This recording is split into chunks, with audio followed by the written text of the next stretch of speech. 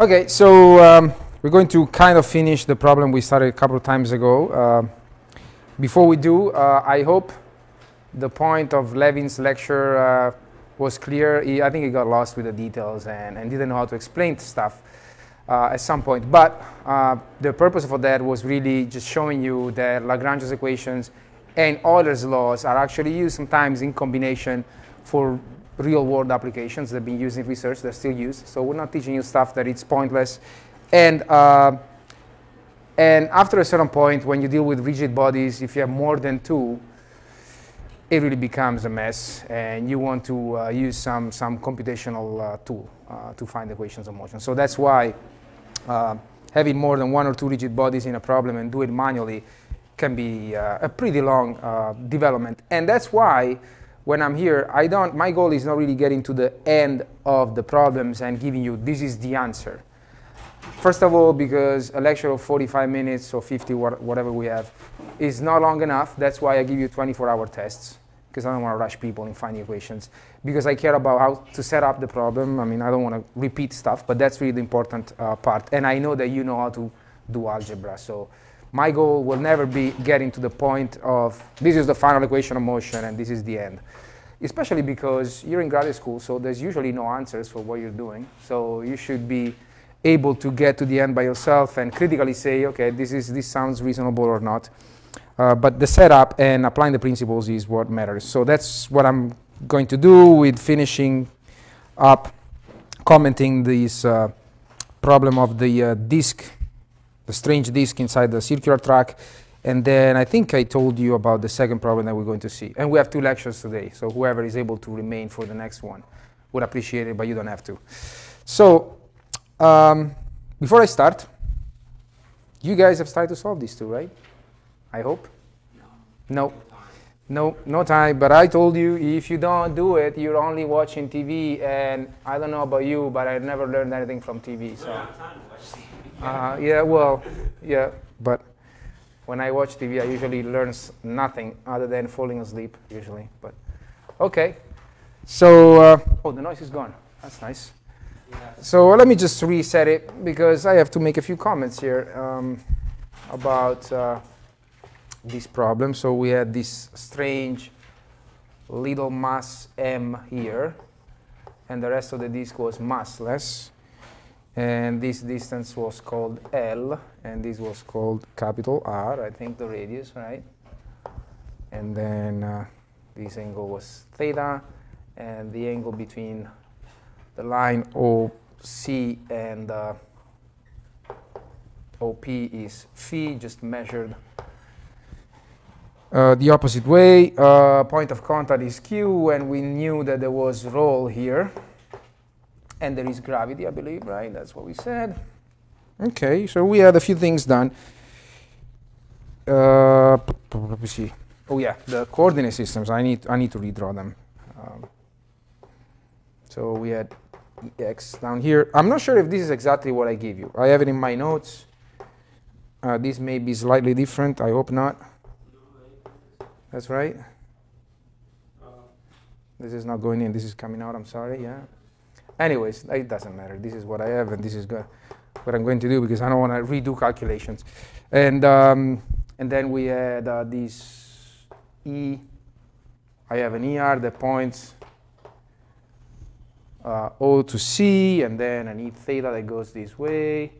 I don't know if we call them that way, but that's what I have. An EZ comes out of the page, and up here we had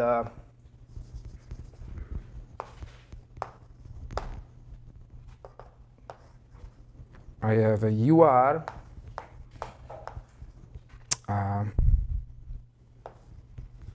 something that I'm calling here UFI. Again, go back to your notes. You may have other names. It doesn't matter.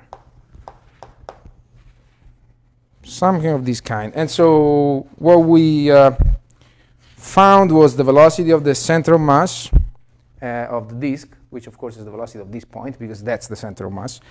We didn't find the acceleration, but that should be something you're able to do. And we also found from the roll without sleep condition this relationship, or the radius of this is of course little r. So r phi dot minus theta dot equals capital R minus r theta dot, which I think can actually be simplified a little bit. And okay, well, this becomes what?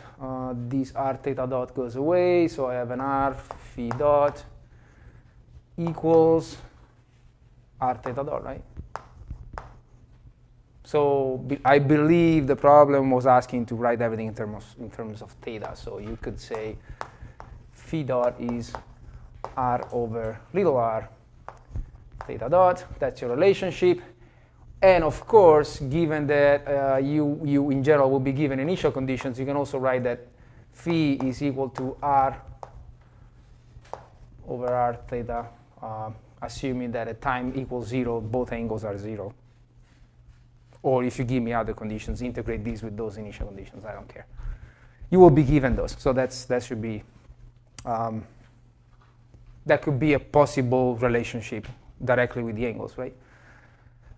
Okay, and so we were doing it with the Euler's laws.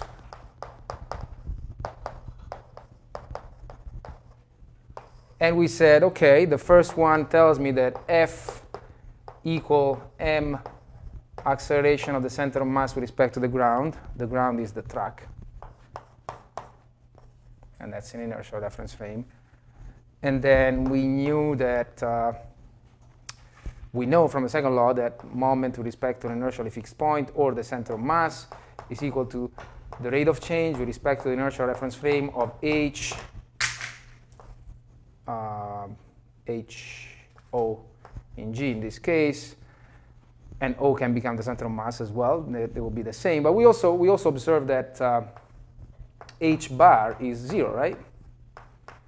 Because there is really no masses rotating about any axis. That's just a single point. The inertial tensor of the rigid body, if you want, is 0. It's a single point. And so for you to finish, you have the velocity of the center of mass. You take its rate of change, apply the transport theorem how many times you need to do it, and you can find the acceleration of the center of mass. And the forces are, I think we went through this. What are the forces acting on that disk? We have mg plus some reaction from the track, which goes from Q to C, plus some static force of friction that allows you, that is tangent here, that allows you to roll without slip. And these two are unknown. And by setting up this equation, since we are in a plane, you will get two equations with two unknowns. So you need something else to eliminate these two. That's not enough. Well, but we have it from here because I can calculate the moment with respect to the center of mass, for example, of all forces, and that's 0. I know that.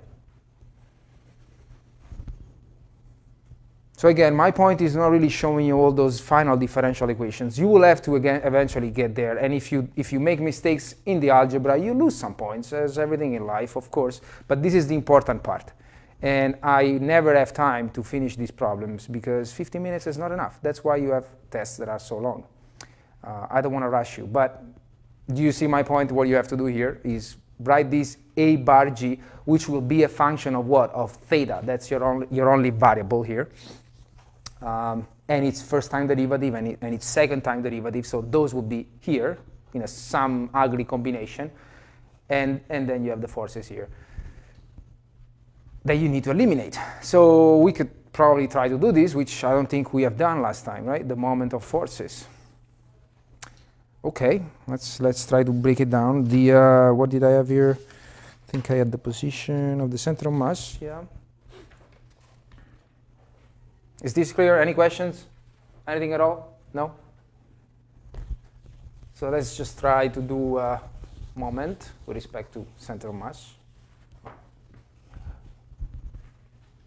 That is, okay, first of all, I have R bar. What is R bar? We wrote it last time, right? It's capital R minus little r ER plus L UR, okay? And so what is M bar?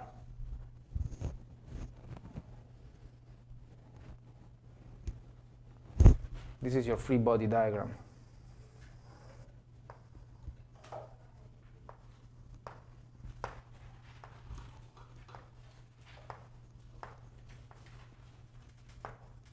Right? Center is here. I am calculating the moment of all forces with respect to this point. So it's going to be So that doesn't count. mg doesn't count. n times ex and ex. Let's write one piece at a time. What is the moment of n? How do I do that?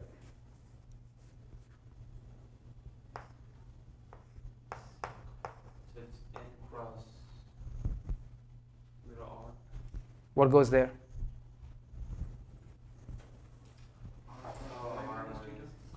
Hmm? Don't give me the final answer in terms of the vector. I just want to know which just the vectors. Don't express them in any basis. What vector goes in here?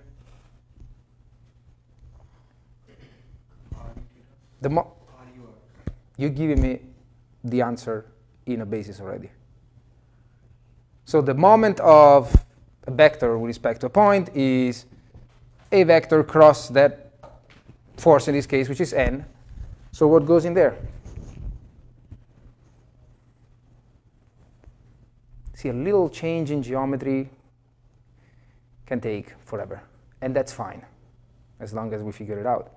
What goes in that empty parenthesis there?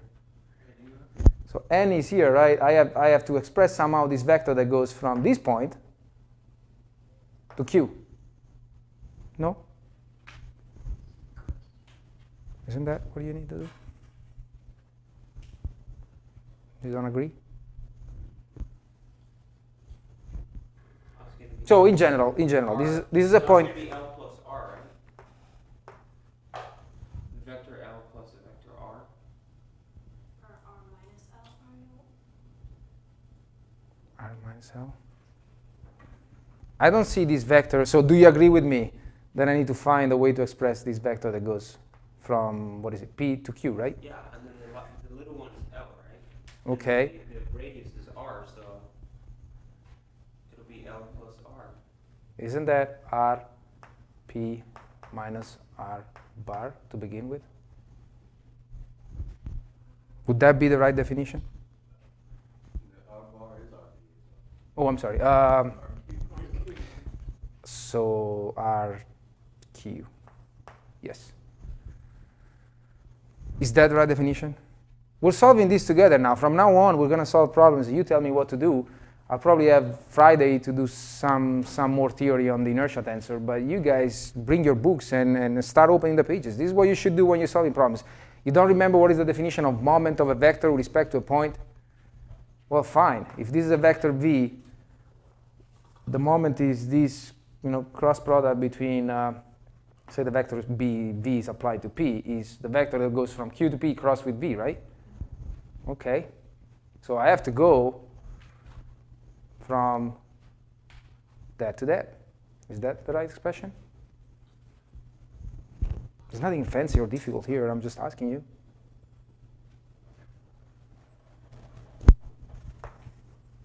This is our q down here. And this is our bar. It's pointing here. And this is the vector I'm trying to find. The unknown vector, right?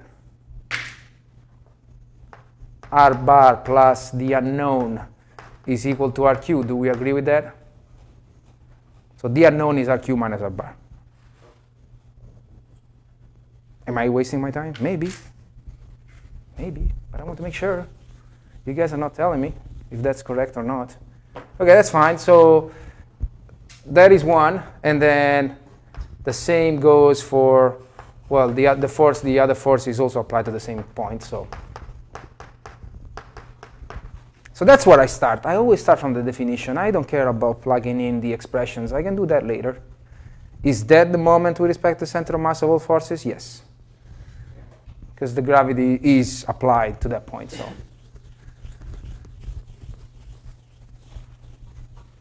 So again, this is my recommendation. If rather than jumping to the conclusion to what this vector is, apply the definition and then find it. Because RQ is something I can express. That's R, ER, right? And then I have minus all that stuff there.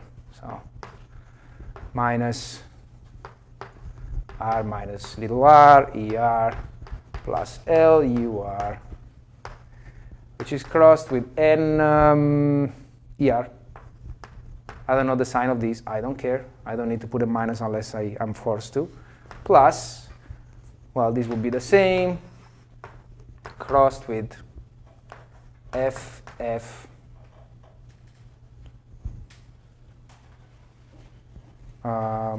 What's the direction? E theta? Okay. And then what's in here simplifies to R ER goes away. I have an R, little ER, plus L, UR. That should be minus L, because the minus is for the whole. Minus of euro. Yes, yes. Thank you. Okay. This is crossing N, ER, and then the same is crossing theta.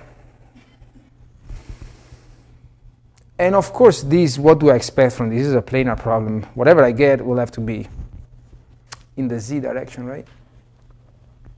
Okay.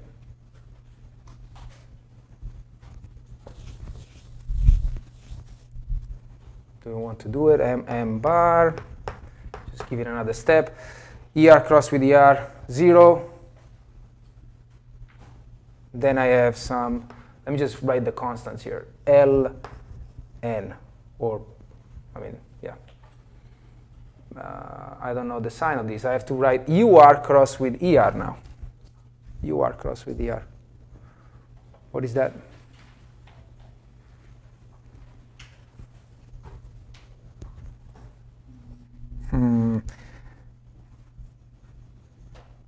Need to be careful here with these vectors. So let's say that's our relationship between the two angles. I'm going to need it when I start doing it with Lagrange's equations, probably. Or even now. So this is the situation here. I have ER here. I have E theta up here. And then that phi angle is counted from actually minus ER, right? So if UR is pointing this way, this is phi, correct? No? Looks like. That's how it was defined. So, and this would be the U phi, right? So UR should be equal to, what is it equal to?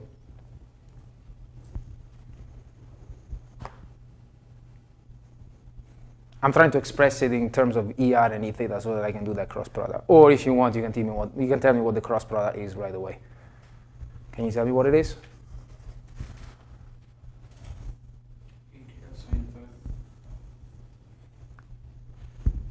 I'm doing the cross product between two vectors in the same plane. It cannot be another vector in the same plane. It's something coming out of the page, right? Or going in, whatever it is, it needs to be perpendicular to this plane. I know that for a fact. Those are unit vectors, so the magnitudes are 1. So it would be some easy cosine of phi or sine of phi, something like that, with a plus, with a minus. Is it going to be this way or that way? It's going in. It's going in. It's going in, so it's a minus z. And what is the magnitude of that vector? It's the sine between these two, right? So it's the sine of pi minus phi. What is that? What is the sine of pi minus phi? Cosine. Wait, no. Pi is 2 minus that. Minus sine 3. Plus sine. Sine of pi minus phi. You go to 180, remove a little bit, it's the same as starting from 0, right? So that's a sine of an angle. See, that's why I give you 24 hours, because I don't want to be rushed with these things. I don't see why I should rush you, but you should know this stuff, or at least go and open a book and find it. This is all geometry. If you mess up with the geometry, you're stuck. You can't move on. Okay, that should be our UR cross. With LR, we said it's a minus, so there was already a minus, so that goes away. So it's a sine of phi EZ, right? That's the first one. And the second one, okay, we're doing the exercise again now. Well, ER cross with E theta, that's easy, right? What is ER cross with E theta?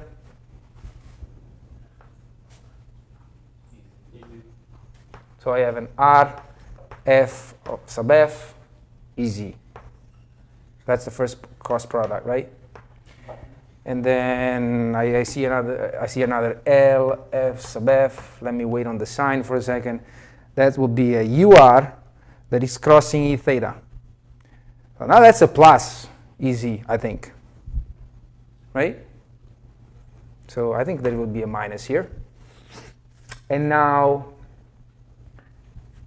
okay, and there will be an EZ here. I need to figure out if it's a sine or a cosine. It's the sine between these two. Do you remember the definition of cross product that way? The norm is the product of the two vectors times the sine of the angle between the two, right? Do we agree on that? That's the way I'm doing it. But you can also express the vectors in the basis ER E theta and do it that way. But this time I'm looking at the sine of which angle? Of phi minus pi over 2, which is equal to? Minus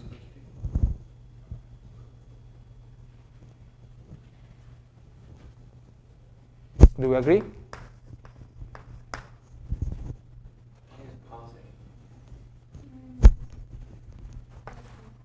Go back to simple stuff. You start from an angle, which you call phi, and then you subtract pi over 2. It ends up being this angle here. Yeah, I'm doing the sine of these. So, yeah, it's equal to minus the cosine. No? Do you agree? Yeah. Stuff is confusing, I know.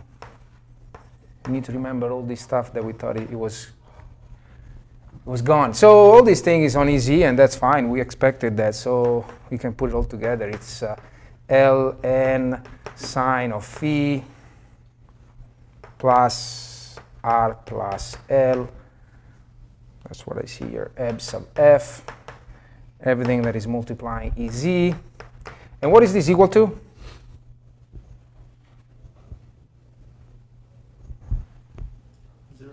0. Nice, we like 0. So you can basically take what's in here, which is combining your unknown forces, n sub f, find one as a function of the other, go back to your two equations that you had from f equal m a bar, and eliminate those two, which I'm not going to do because that's not the point. And you should be able to do it. This is not a class on linear algebra. How many have taken algebra here? Linear algebra?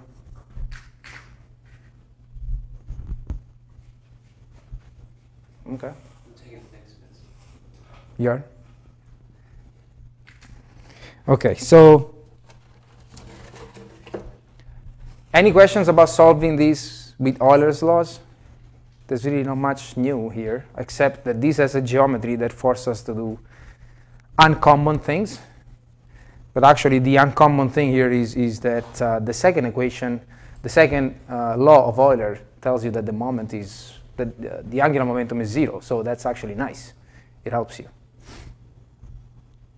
You don't have to take, I haven't taken any derivative here. I just figured out the moment with respect to a point, and I know that that's 0. It's easier than usual. So are you going to go back and redo it yourself until the end, until you find the equations? I mean, the procedure is this. The equations you will find, I mean, that's algebra. No questions. Before I make comments on how to do it with Lagrange's equations, which we all should know how, yeah, no, I don't think I have anything else to say. Let's leave that up there. This relationship is important.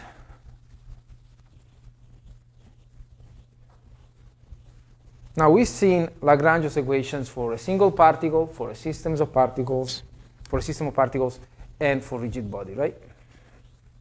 So this is a rigid body, a weird one, but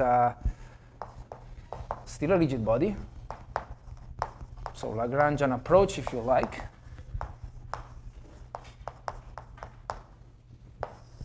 Okay, so my equations are these. In general, d dt partial of t with respect to qi dot minus partial of t with respect to qi is equal to, now this is a rigid body. So remember, in general, you will have something like summation of j that goes from 1 to some number of forces that you have on your rigid body, of these forces, dotted with the partial of the points where these forces are applied. So partial of the rj's with respect to the corresponding variable here, qi. And I goes from 1 to how many degrees of freedom? Yes? You just erased it, but I think you had r plus L times f of f. In the moment thing. What's wrong? Would it be L cosine phi? Yeah, there was a cosine. I forgot it, probably. Yeah, sorry. Yep. Yep, yep. Okay, so this I think is what I gave you. We didn't demonstrate how things extend to a rigid body. We did demonstrate what the kinetic energy is for a rigid body, right? We said if I have a rigid body, its kinetic energy is 1/2 total mass, velocity of the center of mass with respect to an inertial reference frame dotted with itself, plus the rotational term, which is 1/2 h bar n dotted with the angular velocity of the body with respect to the inertial reference frame. We know these two things. So going back to what should I remember? Well, almost nothing in this class. You have your book always there. But what I do, I try to remember the most general expression. This is the general form of Lagrange equations without L. I don't care about the potential function. Okay, fine. I remember this one. All the forces go in here. And this is the most general one, where if you have a bunch of forces on the rigid body, you need to know where they are applied. And you have to compute the dot product of the force with the partial of its point, the position of its point of application with the current Lagrangian variable that you're dealing with. Now, I also told you that these, and I suggested Lycan's book, is sometimes given as, it's split in two pieces, right, with the forces and the moments.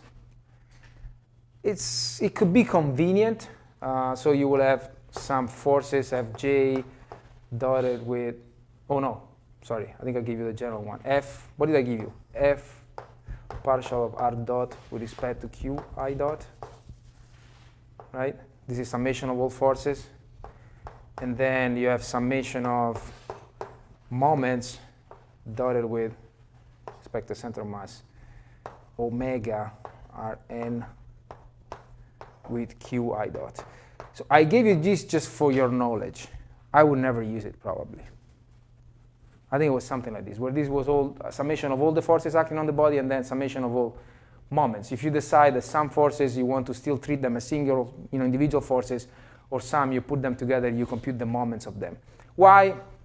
It may be geometrically convenient to separate forces, and you may have pure torques. That's really why one may want to use this expression. But you can still go back to that one, and that's what I suggest you to do. It's good for you to know that this exists, but if you have pure torques, they will go in here. The taus will go in here, right? If you have some taus on your rigid body. So I'm asking you why, say that I give you a problem like this. This could be a question for a test. If I give you a rigid body and there is a pure torque applied to it, can you show me how would you still apply this one, this expression? Why I'm claiming here that I can still use for the generalized force Qi, I can still use an expression like this that has to do with forces, even though I'm giving you a pure torque. Why can I do that? What is the definition of pure torque?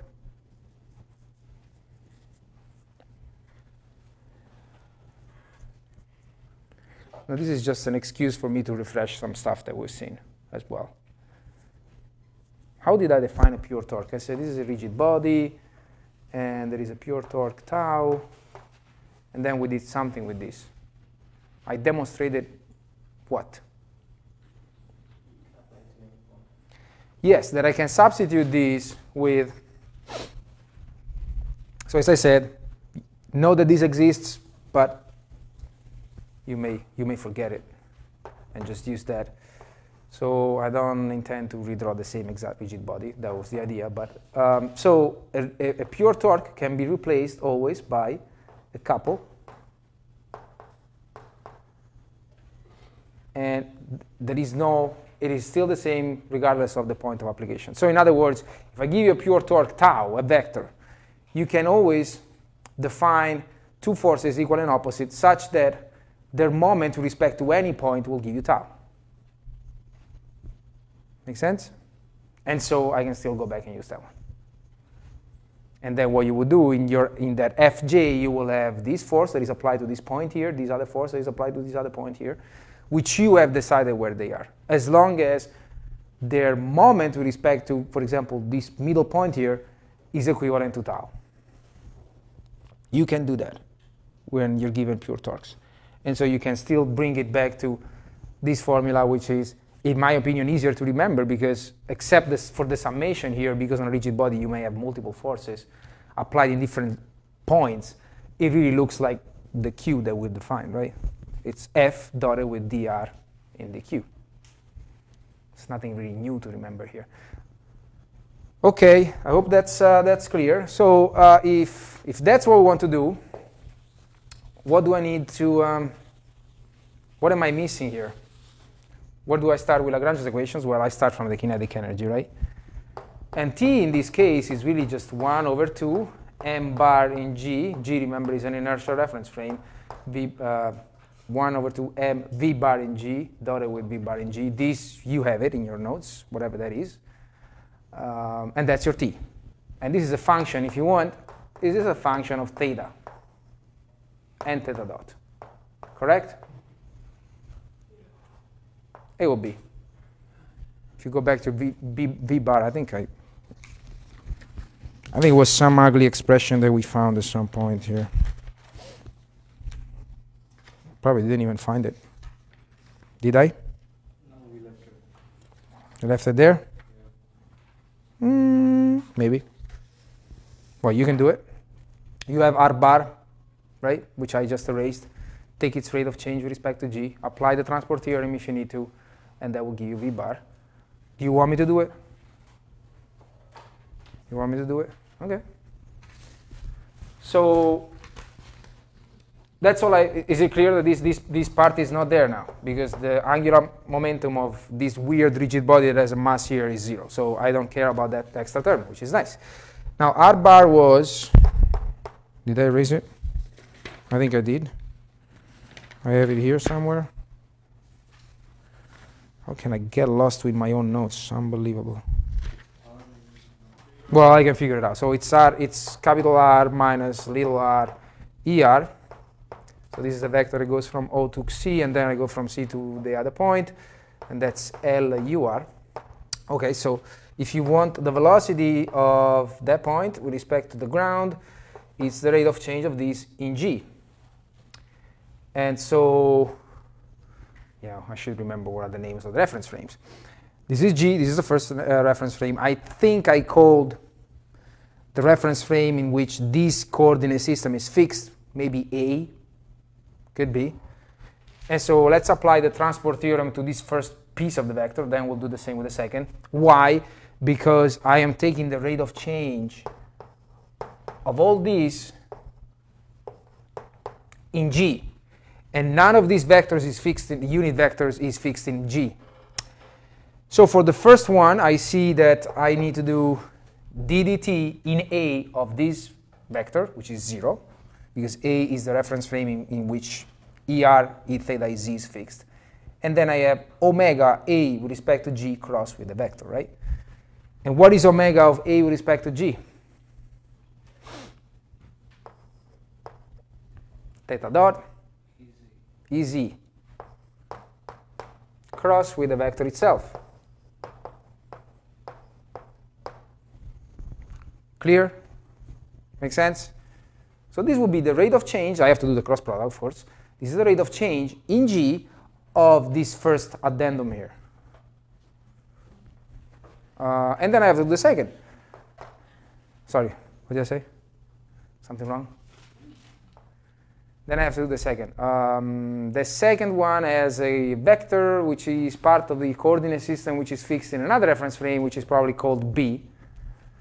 And so I have to figure out, well, first I will do the rate of change of this in B, which is 0, plus the angular velocity of B with respect to G crossed with the vector itself. What is the angular velocity of B?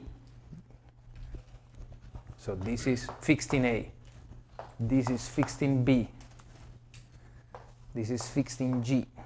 What is the angular velocity of B with respect to G? It's theta dot minus phi dot. Was it minus? Yeah, it's, if I want to use EZ, I can write it as theta dot minus phi dot little ez, right? Which I have to cross with LUR, unfortunately. So you just do UC, which is minus UC. Yeah, look at everything. What is UC? I don't have a UC vector. What is UC? Oh, UZ. Which is just the negative of that. Oh, yeah. Correct, yes. Yeah, this is, I can change the sign and use little uz, right? So minus, and this becomes a uz, so it makes my cross product a little easier.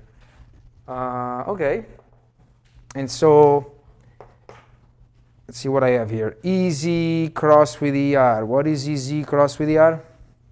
E theta. Theta dot r minus little r e theta, and that's the first one, right? And then I have uz cross with ur. What is uz cross with ur? U phi, I think, minus L theta dot minus phi dot. What did I say? UR, U phi. And if my question was, give me the velocity of the center of mass, period. That's it. That's fine. I don't care that that's expressed in two different bases because those are two vectors and you can add two vectors together. You don't need to express in the same basis. If you want, you can. And a good sanity check is the fact that they're both in the plane of the board. It will be extremely annoying to get a velocity that has a component outside the plane of the board. Yep, the way I set up the problem list. So that would be V bar, and then you have to do the dot product with itself, and that goes into your kinetic energy. Make sense? And so if you want to go back to the classical way of solving this with Euler's equations, after this you have to do it again to find the acceleration of the center of mass. Yeah. I never said that the problems cannot be boring when you have to do calculations. It can be boring. You have to do it. Okay, so that goes in there, and that's your kinetic energy, and that's why it's a function of theta and theta dot. Here it is. I see theta. Well, I don't see theta either, but it could be in general. In this case, it doesn't. And remember that theta dot and phi dot are related by that equation there. So you can bring it down to being only theta showing up. Actually, theta dot in this case. Okay.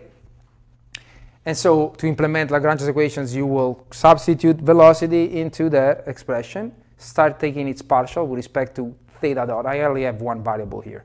So my Q1 is obviously theta. So you'll take the partial with respect to with respect to theta, and it looks like that's probably 0. I don't see any theta showing up here. Well, maybe once you do that, the actual kinetic energy will come up, because these two, U phi and E theta, are not in the same, then it's not the same coordinate system, right? Yeah. So, but you have to do the partials. Do you want me to do it? Should I do it? Okay. I don't want to erase anything almost.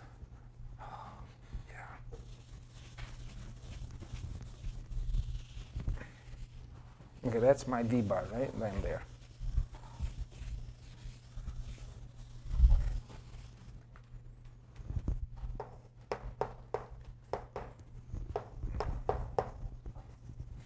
I have to compute this, and that's the dot with itself. So if you imagine rewriting this twice, because I think it's convenient to do it, just to see what happens.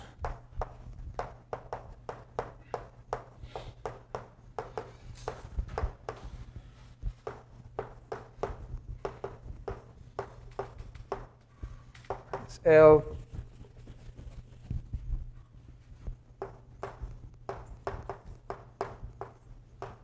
Okay.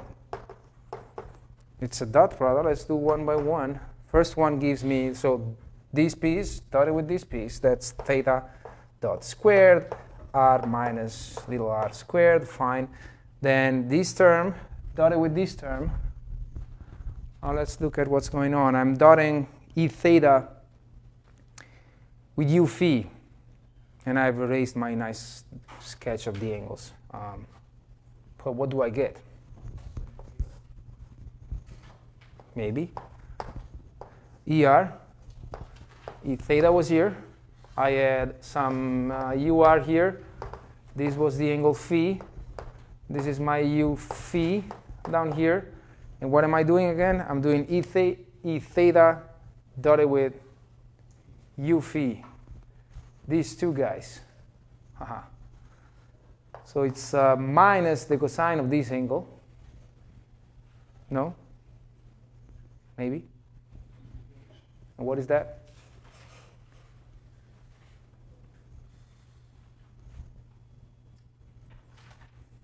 What do you think that is? Phi minus 90.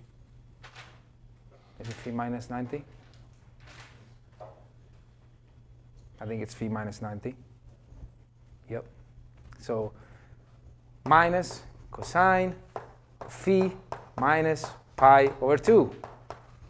What is this? What is the cosine of that? Minus sin phi. So the minus stay there like that? Yeah. Okay, minus sine of phi. That's the additional term. So that will be, there is a minus there, there is another minus there, so there is a plus now. Plus theta dot r minus little r L theta dot minus phi dot sine of phi. You see any errors? I never said that this was going to be nice and easy. It's going to, you lose something with Lagrange's equations, which is you have to do all these derivatives, but as we'll see, we'll ignore a couple of forces that we couldn't ignore before. So, and then, so I have that twice. I have it, yeah. I have it here, but then I have it again here, right? So do I have a 2 here? I think so. And then the last one is this with itself. U phi dotted with U phi is so plus.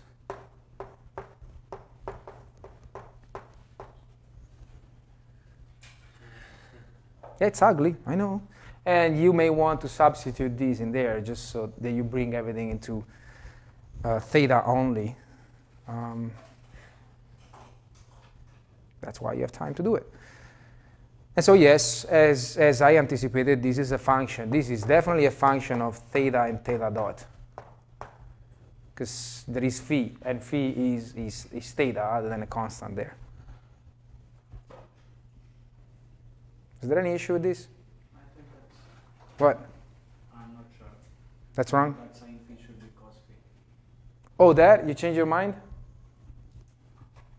Okay, what is it that we were going to do? We were doing E theta dotted with U phi, right? Yeah. And so it's like projecting theta on this direction, right? That's really what I'm doing when I do the dot product. Do you agree? Yes. So it is the cosine of this angle with a minus because I know that it's a negative direction. And we agree that this angle is phi minus 90. Pi minus phi. No. No? You guys tell me. So if Same as the answer if phi is 90 degrees, you have UR aligned and U phi, and the two systems are aligned, right? And then you go, so that's 90. Yeah, it's phi minus 90. That makes sense to me. Does it make sense to you? So that was the cosine of phi minus pi over 2. I mean, I don't know about you, but all I do is just redrawing stuff. What? You don't like that? I just have to I have to figure out what this is. If I have an angle phi and I subtract 90 degrees, I end up here, and I'm doing the cosine of this, which is the sine. So there was no minus. So this is a minus. This is all good. It all goes back to basic stuff, unfortunately. But that's okay. So, okay, wow. We finish. We continue next in the next room. But so you have the kinetic energy other than 1/2m and substituting the relationship between theta and phi. You have it, and you can do your partials, and then you must be able to do it. Because this is not calculus, really. Now, what I want to do is talk about this a little bit.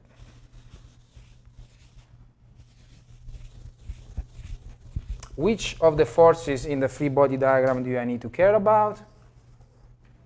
This is my free body diagram. I have mg here. Again, I have this reaction here and this force of friction. But we did say last time that these two are constraint forces.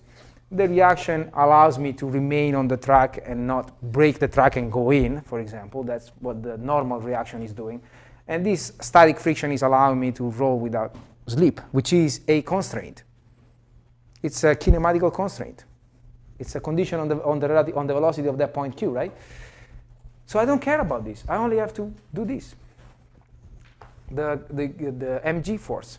And so this really breaks down to only doing mg dotted with, it is applied at r bar, so that's partial of r bar with respect to q, which is theta. And real quick, we'll go into the next one. We can start it here. I have to just figure out now what this r bar is. Well, the partial of r bar. I'll write it again. It's r minus little r er plus L ur. Now you tell me how I do the partial of this with respect to theta.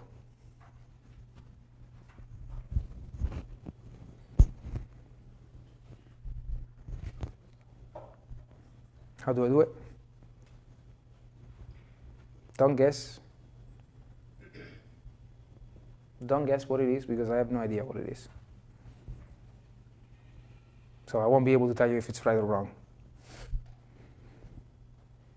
How would you proceed? We've done it before, right? I think we've done it with one of the very first examples on Lagrange's equations. So this is the line of thinking. So this r bar is expressed as a summation of two vectors, right? Are these two vectors changing with theta? Oh yeah. Yeah, and they do change. So I need to find a way to express how they change with theta, because I don't see it there. How do I do that? You are not changing theta, though. Oh yes, it's changing. Lock phi in place if you like and change theta. UR changes, moves. Yeah, they all move. It's not going to remain the same vector if you change the angle. ER doesn't change. R minus R ER does change. It doesn't look like a fixed vector to me. Remember, Lagrange's equations are based on D'Alembert's principle, which is F minus MA bar equals 0. We are in an inertial reference frame. Everything is done in an inertial reference frame. Those positions, those vectors here, these are inertial positions. So everything is done with respect to an inertial one. So if you see partials, if you see time derivatives are with respect to an inertial frame. In fact, we dropped the G Remember when we started writing Lagrange equations? We assumed that everything is with respect to the inertial reference frame. So if I am sitting attached to this coordinate system, the big E's, I do see ER changing as theta is changing. It's not pointing always in the same direction. And the same goes for little UR. And so I just need to find a way to write them as a function of theta. And I think we've done it before. There's no secret here. You just have to express these things in terms of big EX, big EY, and big EZ. We're going over. So let's go to the other room and we'll continue this.